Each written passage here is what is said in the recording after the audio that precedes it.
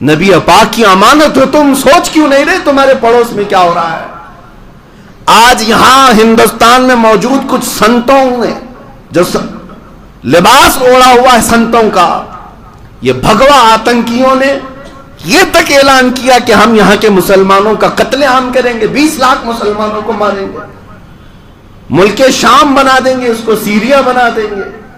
یہ سب باتیں تو ہمارے کانوں سے گزر رہی ہیں نا، کیا کیا نہیں کیا جا رہا ہے۔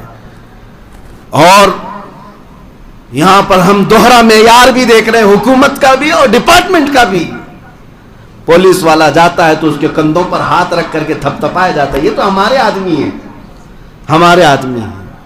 اب مجھے بتاؤ اے مسلمانوں، ان حالات میں کیا سونا تمہیں زیب دیتا ہے؟ کوئی چیز محفوظ نہیں رکھی گئی۔ چند دنوں پہلے یہ سلی ایپ، بلی ایپ نام سے جو عورتوں کا کاروبار چلانے کے لیے انٹرنیٹ پر مسلم عورتوں کی کردار کشی کی گئی، پتا ہے آپ کو؟ 18 سال 19 سال 20 سال 21 سال کے نوجوان جنہوں نے ایپلیکیشن بنا کر کے ڈاؤن لوڈ بھی کروا دیا ہزاروں لوگوں سے۔ اس میں ہے کیا؟ نام چین مسلمان عورتوں کے ریٹ لگائے گئے ہیں، اس کا 1 لاکھ روپے، اس کے 50,000 روپے، اس کے 2 لاکھ روپے۔ عزت والی عورتیں ہیں اور صرف مسلمان عورتیں ہیں، یا وہ نیوز میڈیا سے جڑی ہوئی عورتیں ہیں، یا بڑے بزنس سے جڑی ہوئی ہیں، یا کسی بیوروکریٹ سے جڑی ہوئی عورتیں ہیں۔ ان عورتوں کی پوری لسٹ نکال کر کے ایپ بنایا گیا کہ ان کی ڈیل ہو، نیلامی کی جا رہی ہے۔ مجھے وہ بات امام غزالی کی یاد آتی ہے۔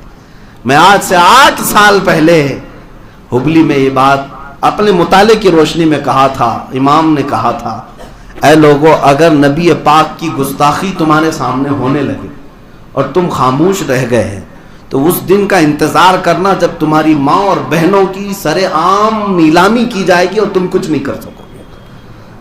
تمہاری ماں اور بہنوں کو سڑکوں پر بیچا جائے گا، تم کچھ نہیں کر سکو گے۔ وہ حالات تو دیکھ رہے ہیں نا آج آگے۔ انٹرنیٹ کی دنیا پر ہماری ماں اور بہنوں کو نہیں بیچا جا رہا ہے، ان کی بولیاں لگائی جا رہی ہیں۔ سائبر کرائم نام سے پولیس ڈپارٹمنٹ میں ایک پورا عہدہ موجود ہے، یہ چاہیں تو 5 منٹ کے اندر ان ایپلیکیشنز کو ختم کر سکتے ہیں، اریسٹ کر سکتے ہیں۔ کسی کی تو پشت پناہی ہوگی، کسی کی تو۔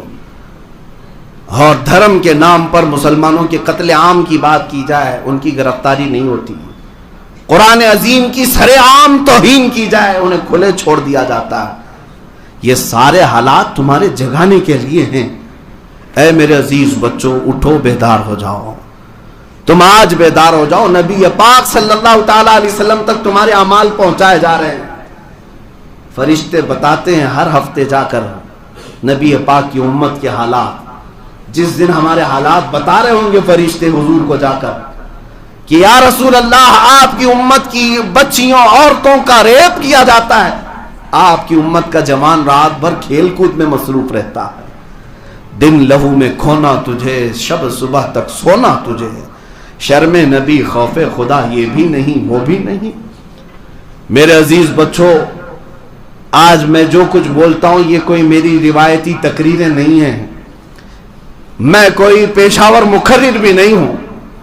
پتہ نہیں میری زبان کب تک آزاد ہے اور کب ختم ہو جائے ہمیشہ کے لیے، مجھے بھی اس بات کا اندازہ نہیں کہ ساری فاشسٹ تنظیمیں اور طاقتیں میری گردن دبوچنے کے لیے انتظار میں بیٹھی ہیں کہ بہت اپنی قوم کو اٹھاتا ہے، بیدار کرتا ہے یا بولتا ہے۔ لیکن میں صرف اور صرف اتنا چاہتا ہوں، جس دن میں قبر میں جا کر سوؤں تو کم سے کم مجھے اتنا پچھتاوا تو نہ ہو کہ اللہ نے زبان دی تھی، طاقت دی تھی، چاہتا تو امت کو یہ امانت دے سکتا، نہیں دے کر کے آیا، اس بات کا پچھتاوا نہ ہو۔ اسی لیے میرے عزیزوں تمہارے سامنے کھل کر کے بول لیتا ہوں، اور آخر میں صرف اتنا ہی میسج دوں گا، آج لے ان کی پناہ، آج مدد مانگو سے، اس رسول پاک کی طرف لوٹ آؤ، اسی میں کامیابی ہے۔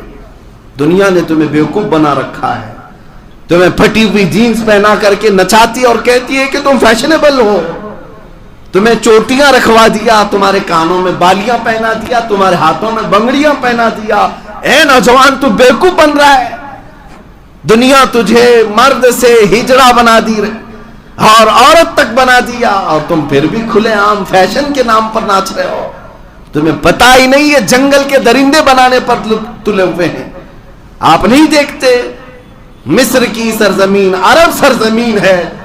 ایک عالم دین نے آ کر کے کہا کہ یہاں پر ایک پارٹی چلتی ہے جس میں وائف سوائپنگ ہوتی ہے. مجھے